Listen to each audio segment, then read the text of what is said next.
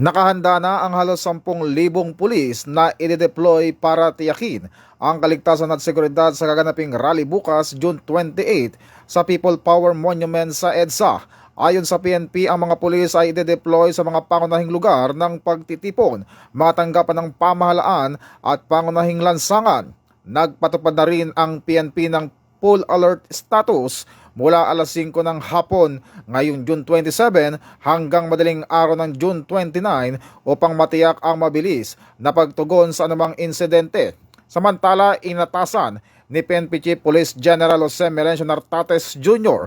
ang lahat ng nakadeploy na pulis na magpatupad ng maximum tolerance, sundin ang tamang police procedures at igalang ang karapatang pantao habang tinitiyak ang mapayapa at maayos na pagdaraos ng aktibidad. Ito ang bagong PNP para sa bagong Pilipinas, serbisyong mabilis, tapat at nararamdaman.